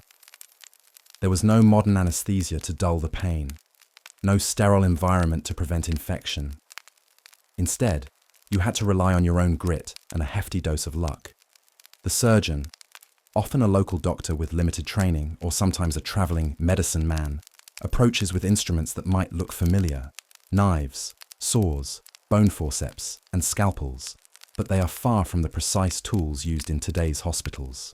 The blade might be dull, the instruments rudimentary, and the preparation minimal. You feel the cold steel touch your skin as the procedure begins. There is no gentle numbness, only sharp, searing pain as the blade cuts through flesh and bone.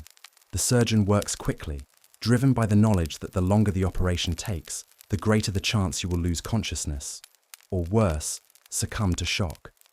Blood pools beneath you, a vivid reminder of the brutality of frontier medicine. The surgeon calls out for assistants, who hurry to hand over bandages or boiling water to clean the wound. You might catch a whiff of burning flesh, mingled with the pungent scent of alcohol, used as a crude antiseptic. Infection is the ever-present spectre haunting these procedures.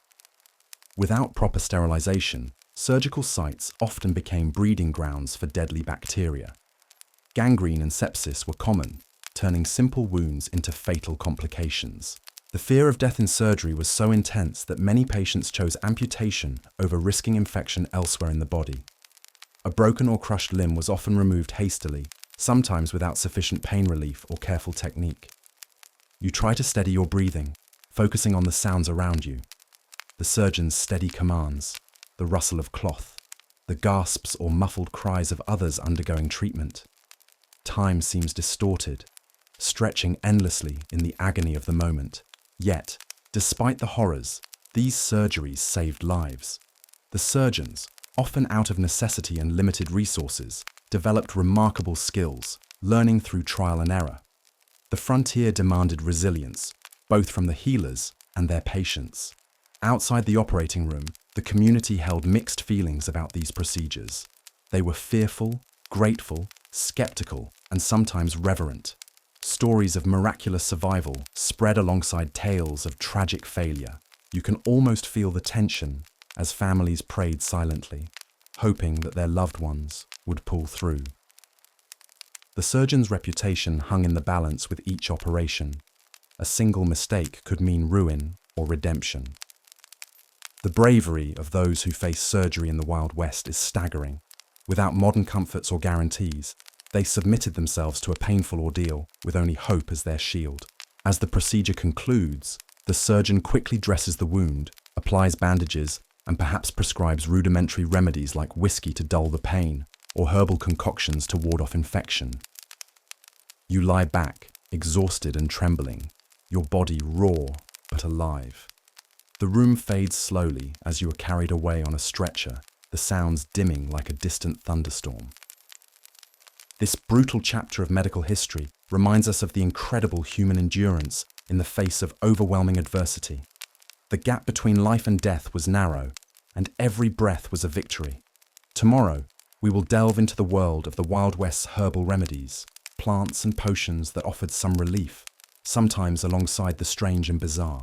For now, as you settle into quiet rest, feel the calm of this moment, the slow rhythm of your breath, and let the past gently fade as sleep draws near. As you drift from the harsh reality of frontier surgery, your mind settles on the softer, yet no less fascinating world of herbal remedies in the Wild West. Imagine stepping into a small wooden cabin, its shelves lined with dried plants, jars of tinctures, and mysterious powders. The air is thick with the scent of sage, mint, and chamomile, a fragrant contrast to the harshness you just left behind. In these humble apothecaries, or the homes of frontier healers, plants were both medicine and magic. Without access to reliable doctors or hospitals, settlers, cowboys, and pioneers turned to the landscape itself for relief. You can almost see the carefully gathered bundles of roots and leaves hanging from the rafters. Their colors faded, but their power believed to be strong. The healing knowledge was a blend of Native American traditions, European folk wisdom, and trial and error. For you, stepping into this world means breathing in the subtle aromas of peppermint to ease stomach aches, willow bark to dull pain, an ancient ancestor of aspirin, and echinacea to boost the immune system. But not all remedies were gentle. Some were downright strange, even dangerous. Take, for instance, the use of bloodroot, a plant whose bright red sap was believed to cure skin diseases, but could cause severe irritation or even poisoning if misused.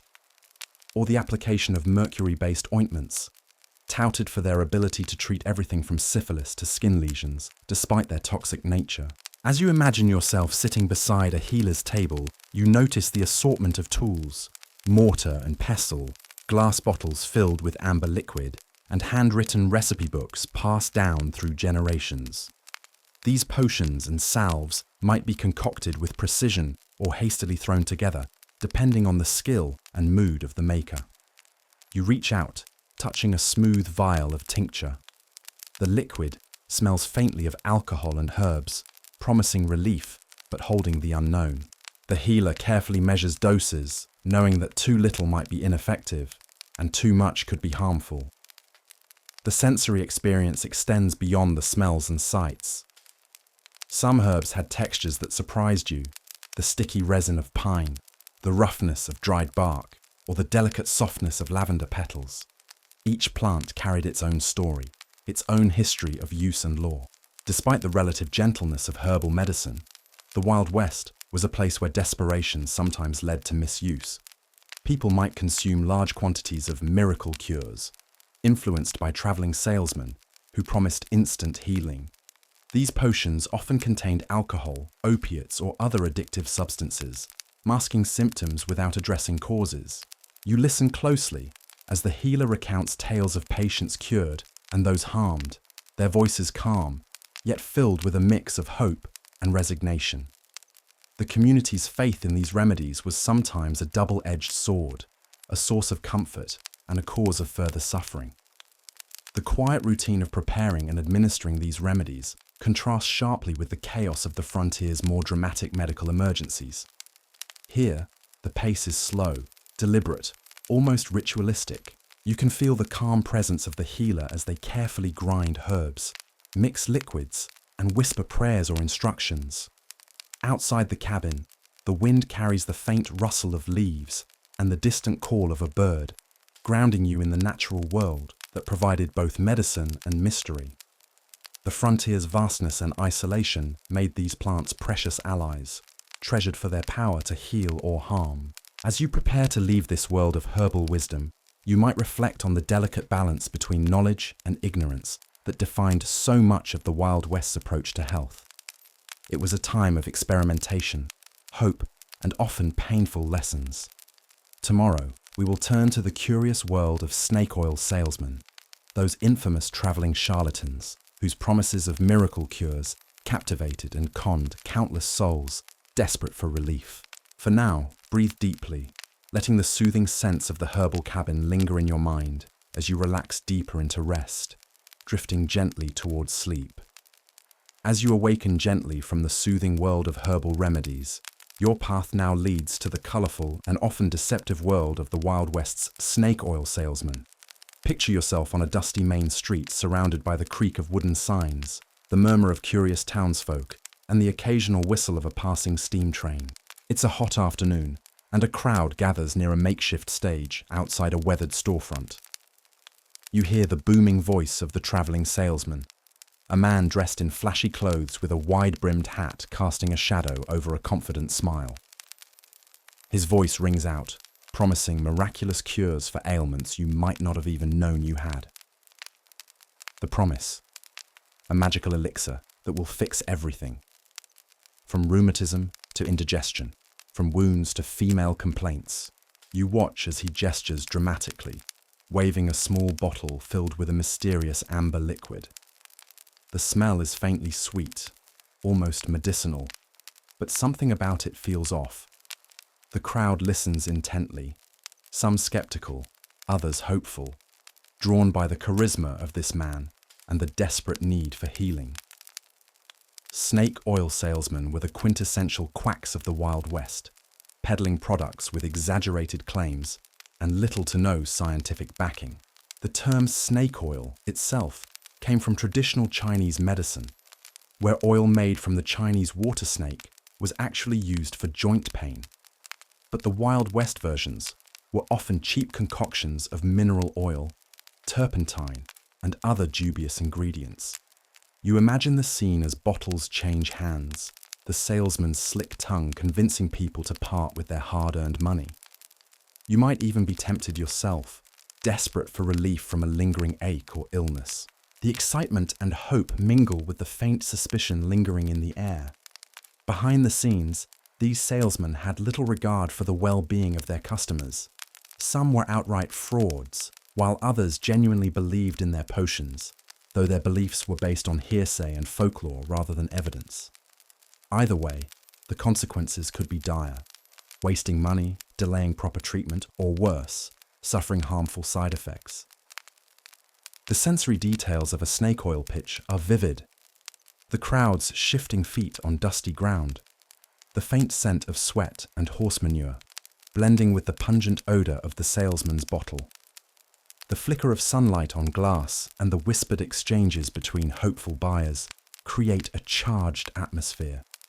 You sense the tension beneath the spectacle, the clash between hope and skepticism, science and superstition. Some customers leave with smiles and renewed spirits, clutching their precious bottles tightly. Others depart quietly, disappointed or wary. Despite their notoriety, snake oil salesmen played a significant role in the medical landscape of the time. In isolated towns without doctors, these traveling healers offered not only remedies, but entertainment and social gatherings. Their shows were events, full of exaggerated testimonials, demonstrations, and sometimes even music. You might feel a curious mix of amusement and pity for both the salesmen and their victims. The desperate search for relief amidst the harsh conditions of frontier life created a fertile ground for such charlatanism. As the sun begins to set, casting long shadows on the wooden facades, the crowd disperses slowly, bottles in hand, dreams of healing intact. The salesman packs up, ready to move on to the next town, leaving behind stories of hope, deceit, and sometimes unexpected cures.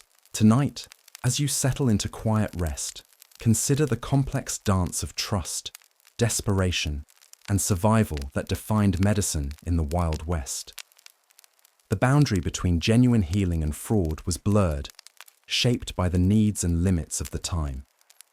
Tomorrow, we will explore the role of barber surgeons, those peculiar figures who combine the art of grooming with the practice of surgery, often in the same chair. For now, let your breath slow and your body relax. Feel the rhythm of your heartbeat, the gentle rise and fall of your chest, and drift softly into sleep, carried by the echoes of this strange and fascinating era. As the dawn breaks over the dusty streets of the Wild West, you find yourself stepping into a small, bustling town's barber surgeon's shop. A curious combination that might seem strange to you now, but was a common sight in those days. Imagine the faint buzz of a straight razor slicing through coarse hair, the scent of talcum powder mingling with antiseptic herbs, and the occasional sharp tang of blood. This was not just a place for grooming, it was also where many surgeries took place. The barber surgeon was a jack of all trades. He cut hair, shaved beards, but also pulled teeth, treated wounds, and sometimes performed amputations. In an era before widespread formal medical training, these men filled an essential gap in frontier healthcare. But the reality was far from comforting. As you sit in the creaking wooden chair, the barber's hands are steady but untrained by modern standards. His tools, a gleaming straight razor, forceps, and a saw, are simple but intimidating. The sounds around you are a mix of snips, low conversation, and the occasional sharp cry from someone in pain. Surgery was crude and brutal, performed without anesthesia or antiseptics. You try to imagine the courage it took to submit to such treatment. The sharp sting of a cut, the wrenching pain of a tooth extraction, the sickly smell of cauterizing wounds, all without any numbing agents. You notice the barber surgeon wiping his blade on a dirty cloth before the next use, a practice that by today's standards would be a direct invitation to infection. But in those times, germs were an invisible enemy, and knowledge about hygiene was limited. The procedures themselves were quick, often to minimize suffering, but also because the barber had many customers and patients to attend to. There was no time for gentle care. Efficiency was cruelly prioritized over comfort. You can almost feel the tension as the patient grits their teeth, biting down on a leather strap or a wooden stick held by an assistant. Infections were common and deadly. The word fever was often a death sentence, as doctors and barbers had little idea how to prevent or treat it effectively. Wounds might fester and swell, leading to gangrene and sometimes amputation of limbs. Even minor injuries could become fatal. You're struck by the social role of the barber surgeon, a figure both respected and feared. Townsfolk might seek him out in emergencies, yet whisper about his crude methods. He was part doctor, part craftsman, part showman, often touting his skill with a grin and a quick word. The sensory details of the barber surgeon's world are vivid. The cold metal of instruments, the stinging smell of alcohol or herbal tinctures used to clean wounds, the rough touch of hands hurriedly working, and the sharp metallic taste of blood that might linger in the air. Interestingly, the barber's chair itself was a marvel of its time, adjustable and designed to hold patients steady. But despite the mechanical ingenuity, the environment was stark and unsanitary by modern standards.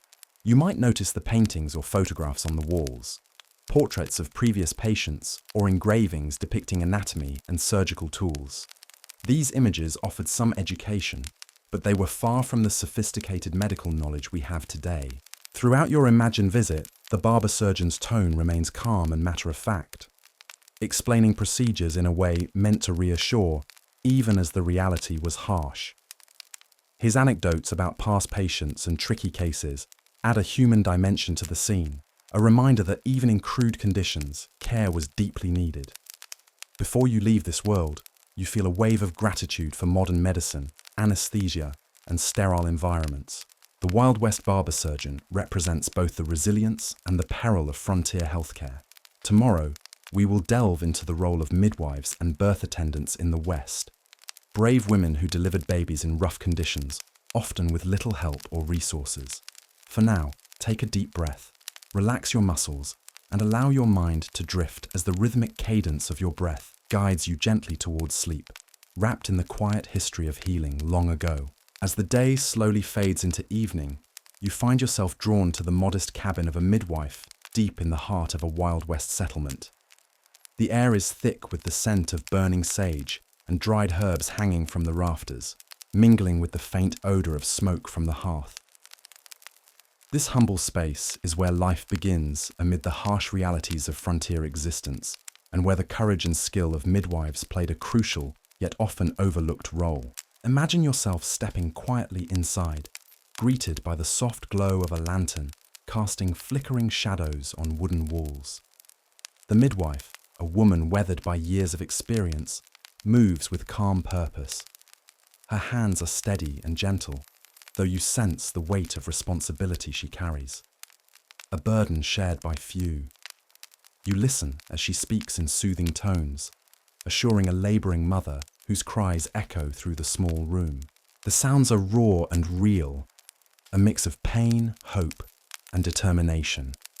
There is no doctor here, no sterile hospital, only the midwife and her knowledge passed down through generations, a blend of folk remedies, prayer, and hard-earned wisdom. The tools at her disposal are simple but effective. Clean cloths, boiling water to sterilize, herbal poultices to ease pain or prevent infection, and sometimes a sharp knife for emergency interventions. The midwife's bag might contain rattles, oils, and tinctures, all meant to comfort both mother and child. Despite the simplicity, the risks are enormous. Without modern antiseptics or antibiotics, infections could easily set in, turning childbirth into a dangerous gamble. Many women and infants did not survive, and the midwife often bore the sorrow of loss alongside the joy of new life. The sensory experience is vivid. The heat from the fire warming the room, the dampness of sweat on skin, the salty taste of tears and blood mingling in the air. The midwife's whispered encouragements cut through the tension, her voice a steady anchor amid the storm of labour. Outside, you can hear the creak of the wooden floorboards as other family members pace nervously, their shadows flickering through the window. The community depends on the midwife not only for births, but for advice on general health, nutrition, and herbal medicines, making her a vital figure in the settlement. Stories abound of midwives who performed feats of daring, delivering babies in the middle of a snowstorm or on a rattlesnake-infested trail. Their resilience and knowledge often meant the difference between life and death. You can almost feel the weight of tradition here, the passing of knowledge from mother to daughter, the whispered chants and prayers meant to protect the mother and child from evil spirits or bad luck. The blending of practical skills with superstition was a hallmark of the era. The midwife's work extended beyond childbirth. She tended to minor injuries, cared for the sick, and sometimes even assisted in funerals. Her role was comprehensive, and her presence brought comfort in a harsh and uncertain world. As you leave this quiet cabin, you carry with you a deep respect for the women who stepped into this role, often unrecognized and underappreciated, yet vital to the survival of families and communities in the Wild West. The challenges they faced, from lack of supplies to social stigma, and the constant threat of tragedy, make their stories all the more remarkable. In your own world, where hospitals and trained doctors are just a call away, it's humbling to reflect on the courage it took to bring new life into such conditions. As you settle into the calm rhythm of your breathing, let the gentle history of these midwives soothe your mind. Imagine their steady hands guiding life's most fragile moments, a testament to human resilience and care. Tomorrow, we will explore the strange and sometimes dangerous world of patent medicines, those bottled promises of health that lined every shelf, filled with secrets and surprises. For now, relax deeply, feel your body soften, and drift slowly into restful sleep, carried by the quiet echoes of a time long past. As morning light filters gently through the grimy windows of a dusty general store, you step inside and find yourself surrounded by shelves cluttered with rows of mysterious bottles and jars. This is the realm of patent medicines, those elixirs and tonics that promise miraculous cures for every ailment imaginable in the Wild West. You can almost smell the mixture of herbs, alcohol, and sweeteners, designed to mask the often questionable ingredients within. These patent medicines were everywhere, advertised loudly in newspapers, hawked by travelling salesmen, and displayed proudly in every town. Their labels boasted claims like cure-all, invigorator, or blood purifier, promising relief from everything from indigestion to consumption. But behind the catchy slogans and colourful packaging lay a world of dubious science and outright deception. Imagine the excitement and hope a weary traveler might feel upon seeing these bottles. The allure of a quick fix was strong, especially in an era when real medical help was scarce and often dangerous. People desperate for relief would eagerly pay their hard-earned money for these potions, often without fully understanding what they were ingesting. Many of these remedies contained startling ingredients, from opium and alcohol to toxic metals like mercury, arsenic, and lead. These substances might bring temporary relief or euphoria, but could cause severe harm or even death with prolonged use.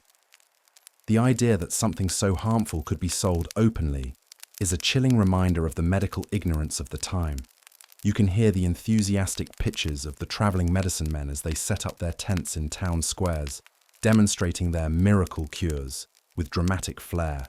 Their performances drew crowds eager for hope and healing, yet often ended in disappointment or worse. The sensory world of these medicines is strange. The sticky sweetness of syrupy concoctions, the bitter bite of tinctures, the sharp sting of some topical remedies applied to inflamed skin. The smell might range from cloying floral scents to the harsh tang of chemicals, a strange contrast to the wholesome images promised on their labels. Behind the scenes, many patent medicine producers relied on cunning marketing rather than actual medical expertise. They played on fears, superstitions, and the lack of regulation to sell their products, sometimes making outrageous claims about curing diseases like cancer, tuberculosis, or epilepsy. In towns without pharmacies or trained doctors, these medicines were often the only options available. The desperation of patients created a fertile ground for quackery, where hope and gullibility intertwined in a dangerous dance. Interestingly, some patent medicines did contain herbs or ingredients with mild therapeutic effects, which may have reinforced belief in their effectiveness. But the lack of consistency and often toxic additives made them a gamble at best. You might imagine a bottle labeled Dr. Bull's Cough Syrup or Mrs. Winslow's Soothing Syrup, products that were household names at the time, but are now infamous examples of questionable remedies. Their popularity speaks volumes about the lack of alternatives and the human desire to find relief, no matter the cost. The story of patent medicines is not just one of deception, but also of the birth of consumer protection laws and medical regulation in the United States. Public outcry over poisoning and deaths eventually led to stricter oversight, but not before countless lives were affected. As you absorb this glimpse into the world of Wild West medicine, feel the contrast with today's careful testing and regulation. The thought of swallowing a tonic filled with poisons is unsettling, but it also underscores the progress made in medical science. Before we move on, take a moment to breathe deeply, relaxing your body and mind. Let the soft cadence of this history lull you into a state of calm. Next time, we'll explore the bizarre surgical procedures and the risks patients faced when under the care of these early frontier doctors, often armed with little more than courage and crude tools. For now, close your eyes gently, feel your muscles soften, and drift toward restful sleep, carried on the quiet currents of time and discovery.